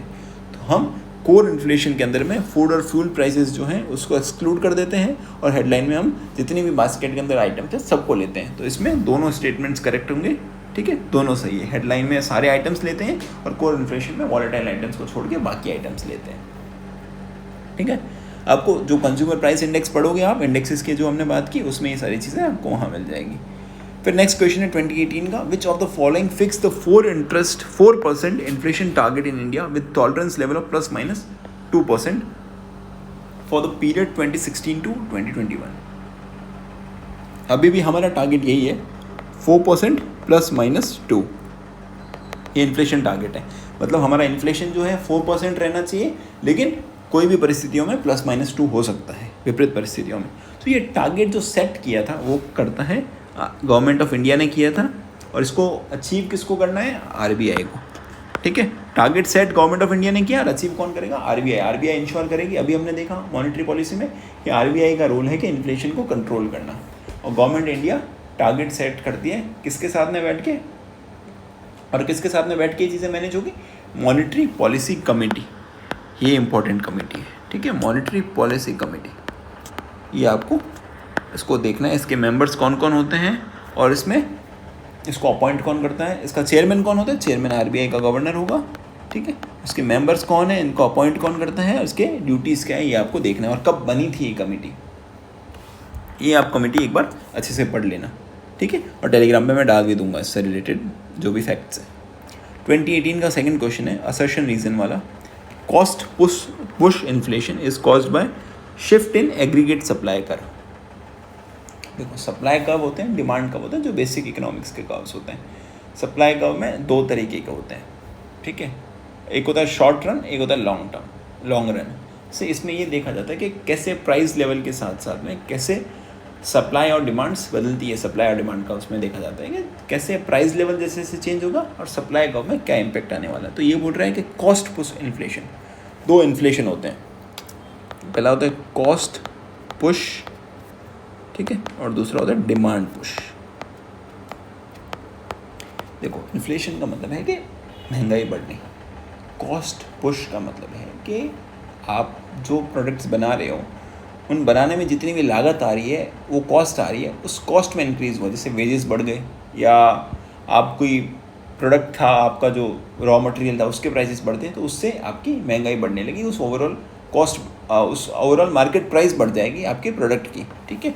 मान ले वेजेस में इम्प्रूवमेंट हो गया, इंक्रीज़ हो गया, या फिर आपको सेमीकंडक्टर लगाते थे उनकी प्राइसेस में इंक्रीज़ हो गया, तो कॉस्ट पुश हो गया। डिमांड पुश का मतलब है कि मार्केट में जितनी सप्लाई नहीं है उससे ज़्यादा डिमांड है। अगर किसी चीज़ की डिमांड ज़्यादा है, सप्लाई कम है, तो प्राइसेस बढ़ जाते हैं क्योंकि उस चीज़ को लेने वाले बहुत ज़्यादा लोग बैठे हैं। तो हो गया डिमांड पुश इन्फ्लेशन के, ज़्यादा डिमांड के कारण इन्फ्लेशन बढ़ गया, ठीक है। तो ये बोल रहा है cost push inflation is caused by supply in shift in aggregate supply curve, ठीक है। रीज़न क्या दे रहा है इसके लिए? Shift in aggregate supply curve takes place because of increase in wages, ठीक है। सही बात है कि आप मान लो कि वेजेस इंक्रीज हुए, ठीक है, तो कॉस्ट बढ़ गई, ठीक है, कॉस्ट बढ़ गई, तो कॉस्ट बढ़ने पे क्या होगा? सप्लाई इम्पैक्ट होगी। कॉस्ट बढ़ने पे सप्लाई कम हो सकती है क्योंकि लोग खरीदने वाले कम है, तो मार्केट बनाएगा भी कम है, ठीक है। तो सप्लाई कर्व में चेंजेस आएंगे, चेंजेस इन सप्लाई कर्व, ठीक है। दूसरा भी हो सकता है कि सप्लाई कर्व में चेंजेस आए, इस कारण से क्या हुआ? कॉस्ट पुश इन्फ्लेशन हो गया, ठीक है, कि महंगाई बढ़ गई। तो ये दोनों चीज़ें सही है कि कॉस्ट पुश इन्फ्लेशन जो है वो सप्लाई कर्व में शिफ्ट के कारण होता है, और जो शिफ्ट होती है वो होती है इंक्रीज इन वेजेस के कारण। दोनों सही है, वेजेस में होंगी तो ही कॉस्ट पुश इन्फ्लेशन होगा, अगर वेजेस नहीं है डिमांड के कारण होता है तो डिमांड पुश इन्फ्लेशन हो जाएगा। तो दोनों स्टेटमेंट करेक्ट हैं और वो एक दूसरे को एक्सप्लेन करते हैं। नेक्स्ट क्वेश्चन है 2016 का, inflation rate based on consumer price index increases if, देखो बैंक रेट इज डिक्रीज्ड। पहले तो आप समझो कि बैंक रेट होता क्या है। बैंक रेट ये है कि जिस रेट पे बैंक्स लोन लेती है आरबीआई से, ठीक है, रेपो मान लो, ठीक है, बैंक रेट हो गया। अब बैंक रेट घटती है तो वो बोल रहा है कि इन्फ्लेशन बढ़ेगा। कैसे बढ़ेगा? देखो बैंक की रेट घटी, ठीक है, तो क्या हुआ? बैंक के पास इजी एक्सेस ऑफ मनी हो गया कि वो पैसा फाइनेंस कर सकता है आरबीआई से। अब उसके पास पैसा ज़्यादा है तो वो पैसा क्या करता है? बैंक का पैसा कमाने का सबसे बड़ा सोर्स क्या है? कि वो लोन देगा। तो इंक्रीज इन लोन। अब लोन बढ़ा तो मार्केट में क्या बढ़ी? लिक्विडिटी बढ़ी, पैसा बढ़ा, ठीक है। लिक्विडिटी बढ़ेगी तो क्या होगा? मार्केट में डिमांड बढ़ेगी, लोगों के हाथ में पैसा है तो लोग चीज़ें खरीदेंगे। डिमांड बढ़ी तो डिमांड बढ़ेगा तो क्या होगा? डिमांड पुश इन्फ्लेशन हो जाएगा, ठीक है। डिमांड ज़्यादा, सप्लाई कम, इन्फ्लेशन बढ़ गया। अब ये ऑप्शन वैसे सही है, बाकी ऑप्शंस को भी हम देख लेते हैं। Reverse repo rate is decreased. Reverse repo rate का मतलब क्या होता है? कि जिस रेट पे बैंक्स पैसा रखती है आरबीआई के पास में, ठीक है, आरबीआई उस पर ब्याज देती है। तो मान लो रिवर्स रेपो रेट डिक्रीज हो गई तो बैंक्स पैसा नहीं रखेगी, और थर्ड है स्टैट्यूटरी लिक्विडिटी रेशियो, एसएलआर बढ़ा दिया। एसएलआर बढ़ गया तो बैंक के पास पैसा रखने की जगह नहीं है, मतलब बैंक के पास पैसा देने की जगह नहीं है। एसएलआर बढ़ गया तो उनको ज़्यादा पैसा तो एज अ रिजर्व रखना पड़ रहा है, तो भी नहीं। रेपो रेट बढ़ा दिया,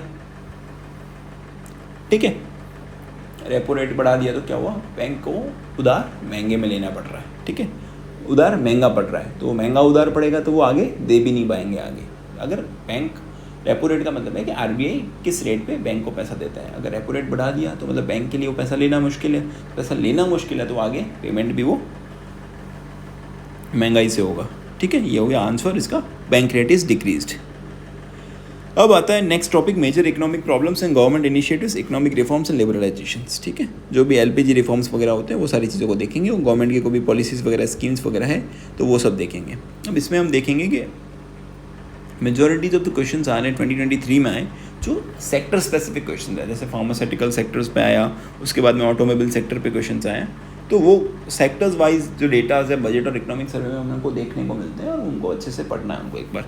तो इसमें क्या दे रखा है, फर्स्ट ऑप्शन दे रखा है कि पूछा कि फार्मास्यूटिकल सेक्टर के पर्सपेक्टिव में कौन सा स्टेटमेंट करेक्ट नहीं है, नॉट करेक्ट।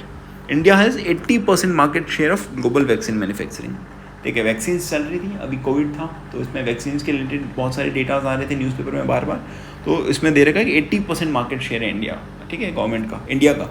तो नहीं, 80% नहीं है, हमारा शेयर कितना है, 60% है। ठीक है, तो ये ऑप्शन सही हो जाता है। ठीक है, बाकी देख लेते हैं एक बार। India is the largest provider of generic medicine globally, सही बात है। Ranked 14 worldwide in the production of pharmaceutical products by value, सही बात है। थर्ड बाय वॉल्यूम, वॉल्यूम के हिसाब से देखें तो हम थर्ड है, लेकिन वैल्यू के हिसाब से देखें तो हम 14th हैं। क्यों वॉल्यूम के हिसाब से और वैल्यू के हिसाब से फ़र्क क्यों है, क्योंकि हम जेनरिक प्रोडक्ट्स बनाते हैं, जेनरिक की वैल्यू कम है लेकिन उसकी वॉल्यूम अच्छी खासी है। वॉल्यूम के हिसाब से हम थर्ड नंबर पर रैंक करते हैं, लेकिन वैल्यू के हिसाब से हम 14th पे रैंक करते हैं और सबसे ज़्यादा प्रोवाइडर है जेनरिक मेडिसिन के ग्लोबली। नेक्स्ट क्वेश्चन है ऑटोमोबाइल सेक्टर्स पे, कि ऑटोमोबाइल सेक्टर्स के हिसाब से कौन सा स्टेटमेंट नॉट करेक्ट है। देखो, it is generated direct and it generate direct and indirect employment of 5.3 crore at the end of 2021। ये ऑप्शन इनकरेक्ट है, बाकी सारे ऑप्शंस करेक्ट हैं। ये फैक्ट ओरिएंटेड है, फैक्ट ओरिएंटेड चीज़ें मैं डिस्कस नहीं कर रहा हूँ, ये आप एक बार डायरेक्टली देख लेना, ठीक है, क्योंकि फैक्ट्स पे कोई डिस्कशन नहीं होता, उस पर मैं चीज़ें समझा नहीं सकता आपको ज़्यादा। तो इसका ऑप्शन है ए। अब नेक्स्ट है 2021, ये देखो सारे ये करंट ओरिएंटेड क्वेश्चन हैं। 2021 में आया था सप्लाई चेन रिजिलियंट इनिशिएटिव, ये इंपॉर्टेंट है, आपको मेंस में भी पूछ सकते हैं आगे। तो ये एक बार हम इनिशिएटिव क्या है वो देख लेते हैं। ये इनिशिएटिव जो लॉन्च हुआ था अप्रैल में लॉन्च हुआ था, अप्रैल 2021 में। इसको लॉन्च करने वाले कौन कंट्रीज़ थे, 3 कंट्रीज़ थे, इंडिया, ठीक है, जापान एंड ऑस्ट्रेलिया। देखो इस इनिशिएटिव का पर्पस क्या, नाम क्या है, supply chain resilience. Majority of the countries जो हैं, स्पेसिफिकली ये 3 कंट्रीज़ की बात करें, तीनों डिपेंडेंट है चाइना पे अपनी सप्लाईज़ के लिए। सेमीकंडक्टर सप्लाईज़ वगैरह जो थी कोविड के टाइम में बहुत हिट हो गई थी, तो उस कारण से ये सप्लाई चेन इनिशिएटिव आता है। सप्लाई चेन मतलब बहुत सारी चीज़ों की सप्लाई हमारी कहाँ से होती है, चाइना के थ्रू। और चाइना अगर किसी भी पर्पज़ से सप्लाई को रोक दे तो हमारे पास कोई ऑप्शन ही नहीं रहेगा, हमारा सारा प्रोडक्शन ठप हो जाएगा, हमारा एक्सपोर्ट इम्पोर्ट सब ठप हो जाएंगे, सारा सिस्टम हमारा ठप होने वाला है और इन्फ्लेशन बढ़ने की संभावना है, क्योंकि चीज़ें महंगी हो जाएगी या अवेलेबल ही नहीं होंगी। तो इन तीनों कंट्रीज़ ने इनिशिएटिव लिया ताकि हम जो हमारी डिपेंडेंसी है एक कंट्री के ऊपर, स्पेसिफिकली जो चाइना है, उसको कम करें और जो हमारी सप्लाईज़ हैं, सप्लाई चेन को डाइवर्सिफाइड करें कि हमारे जो सोर्सेज आ रहे हैं, चीज़ें आ रही हैं, वो मल्टीपल कंट्रीज़ के थ्रू आए या फिर हम उनको खुद प्रोड्यूस करें। तो उस पर्पज़ से supply chain resilience initiative launch होता है। ठीक है, तो इस क्वेश्चन को देख लेते हैं एक बार, क्या है, in the context of international trade supply chain resilience is an approach that helps a country to ensure uninterrupted supply of import in unexpected situation। सही बात है कि हमारी सप्लाई कंटिन्यूस रहे, ये इसका गोल है। और इनिशिएटिव किसका है, 5 कंट्रीज़ का, और India is one of them. नहीं, 3 कंट्रीज़ का है और इंडिया उसमें से एक है। 3 कंट्रीज़ कौन है, इंडिया, जापान एंड ऑस्ट्रेलिया। और इसका जो मेन फोकस एरिया कौन सा रहने वाला है, इंडो पैसिफिक रीजन में। यहाँ की जो सप्लाई चेन है उसको हम मैनेज कर सकें और यहाँ पे हम सप्लाई चेन को डाइवर्सिफाई कर सकें। तो इसमें क्या होगा, only first statement is true.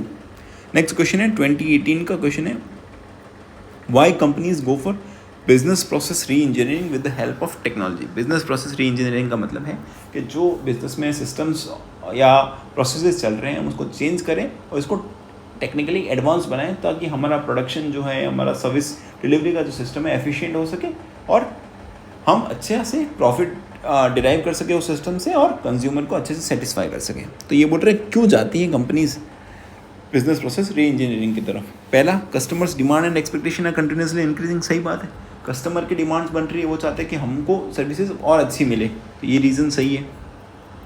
IT being leveraged to provide competitive edge in the product and services at lower cost।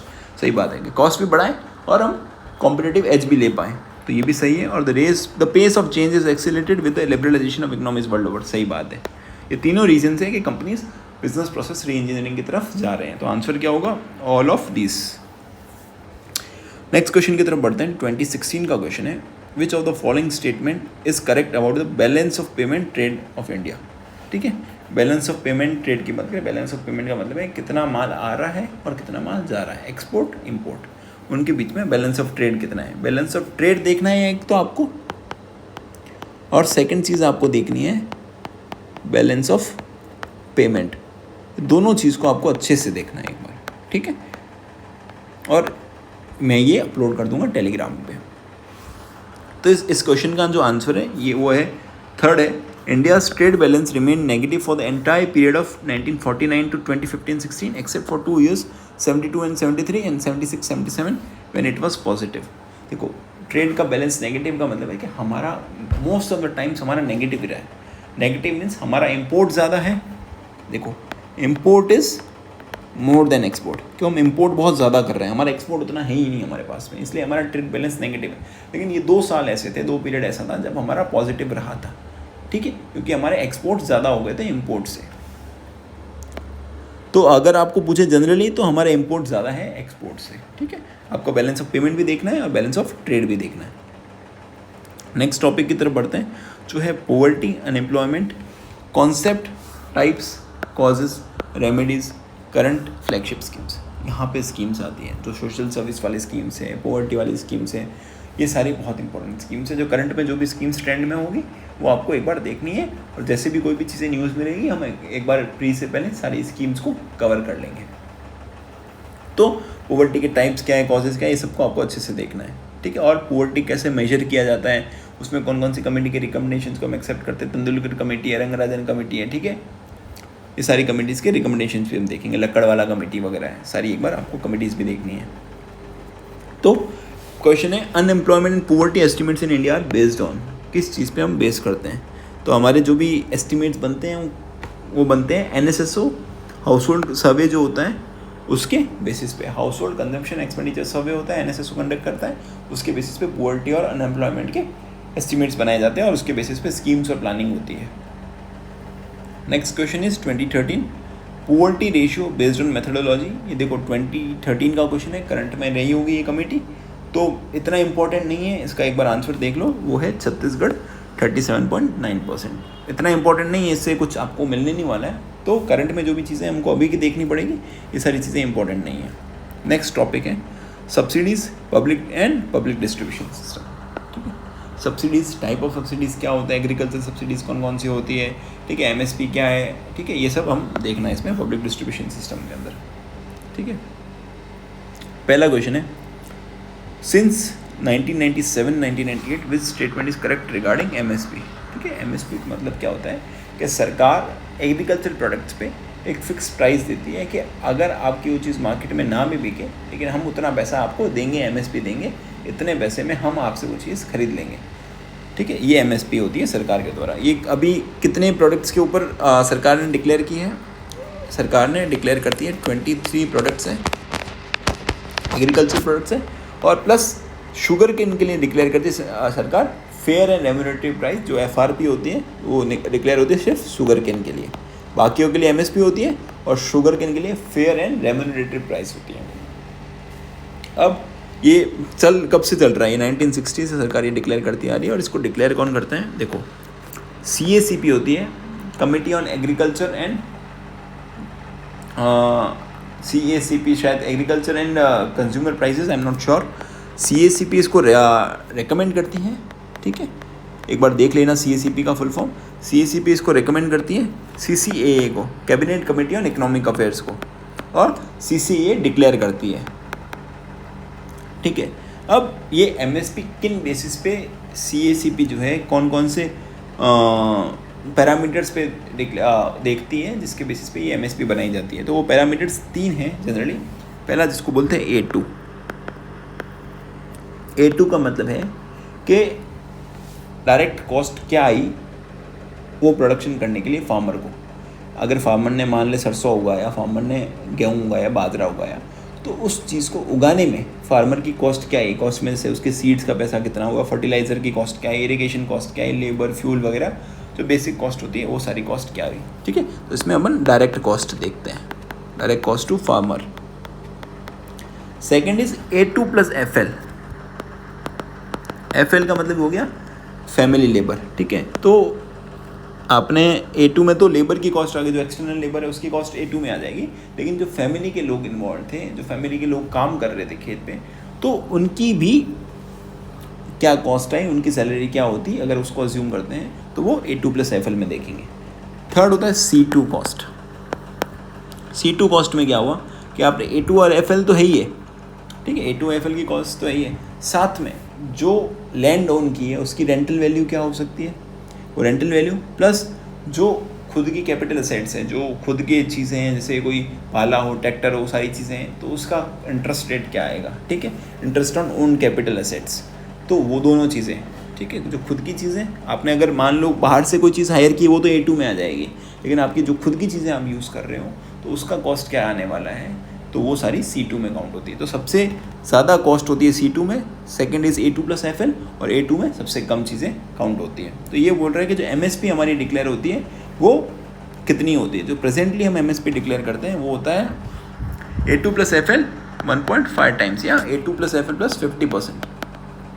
तो ये जो A2+FL वाली कॉस्ट होती है ये 50% जोड़ने के बावजूद भी C2 से कम है, ठीक है। तो इस क्वेश्चन का आंसर क्या होगा, थर्ड होगा कि जो MSP जो है वो हमारी C2 से कम है, क्योंकि वो हम A2+FL प्लस 50% जोड़ के देते हैं, ठीक है। और जो ये A2+FL प्लस 50% वाला जो ये क्राइटेरिया किसने रिकमेंड किया था, स्वामीनाथन कमेटी में, ठीक है।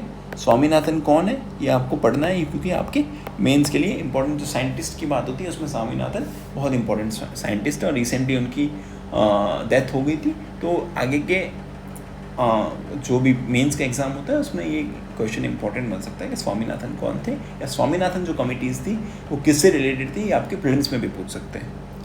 नेक्स्ट क्वेश्चन है 2016 का सेकंड क्वेश्चन, ये पर्ल स्कीम के ऊपर आया था। जो पर्ल स्कीम जो थी उस टाइम पे लॉन्च हुई थी, ये स्कीम थी कि जो LPG की जो भी सब्सिडी थी, पहले क्या था कि डायरेक्टली सब्सिडीज़ होती थी, डायरेक्ट आपको सिलेंडर 500 में मिल जाएगा। अभी ऐसा था कि चलो सिलेंडर के आप 900 रुपये 1000 रुपये दे दो और जो भी सब्सिडी का पैसा है वो आपके खाते में मिल जाएगा।